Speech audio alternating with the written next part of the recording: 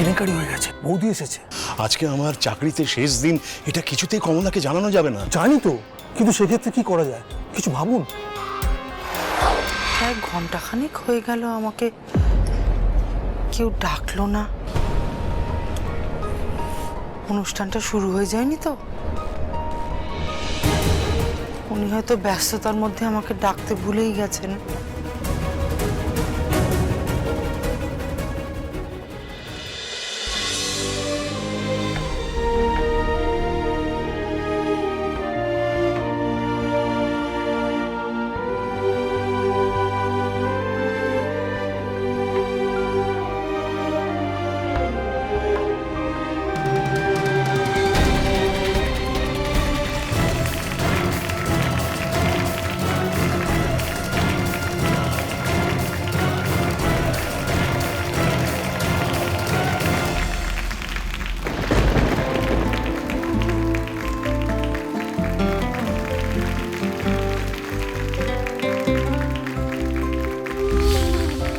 শ্রীনিবাসবাবু, কেলেঙ্কারি হয়ে গেছে, বৌদি এসেছে। কমলা? হ্যাঁ, ভাগ্যিস আমার সাথে দেখা হলো। আমি বলেছি আমি যতক্ষণ না ডাকতে আসবো ততক্ষণ আপনি ভেতরে আসবেন না। না না না, আজকে আমার চাকরিতে শেষ দিন, এটা কিছুতেই কমলাকে জানানো যাবে না। জানি তো, কিন্তু সেক্ষেত্রে কি করা যায় কিছু ভাবুন। আজ শ্রীনিবাস বাবুর আমাদের অফিসে শেষ দিন, তাই তার সম্বন্ধে কিছু তো বলতেই হবে। স্যার স্যার স্যার, আমার একটা অনুরোধ ছিল। বলুন। স্যার, আমার স্ত্রী আজ এখানে এসেছেন, রিসেপশনে বসে আছেন, ওকে এখনো সত্যিটা জানানো হয়নি স্যার। স্যার, আমার একটা অনুরোধ রাখবেন স্যার। মানে ওই এই ফেয়ারওয়েল শব্দটা পাল্টে এটাকে ফেলিসিটেশন করে দেওয়া যায় স্যার? হ্যাঁ স্যার, আপনার পায়ে পড়ছি স্যার। এটাই হবে আমার এই ফেয়ারওয়েলের সবচাইতে বড় উপহার স্যার।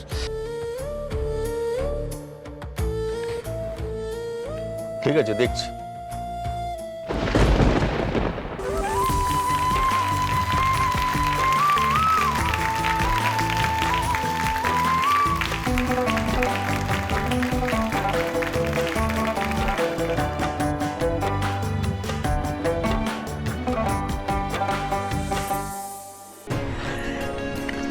তোমার এতদিনের পরিশ্রমের ফল শেষমেশ পেলে বলো। Best employee of the year. আমি যে আজ কি খুশি হয়েছি, কতটা গর্বিত হয়েছি তোমায় আমি মুখে বলে বোঝাতে পারবো না। আরো অনেক উন্নতি করো, তোমার সঙ্গে সঙ্গে তোমার কোম্পানিও যেন আরো অনেক উন্নতি করে। আর আমাদের পল্লবীর বিয়ে, আমাদের আমাদের স্বপ্ন, আমাদের কমলা নিবাস, সেটাও তো সত্যি করতে হবে, তাই না? কমলা, তুমি বাড়ি চলে যাও, আমার কয়েকটা কাজ বাকি আছে তো। আচ্ছা আচ্ছা, বেশ। দাদা, এগুলো একটু সবাইকে খাইয়ে দেবেন। হ্যাঁ, আসি। এগুলো আমি নিই, তা আসি। হ্যাঁ,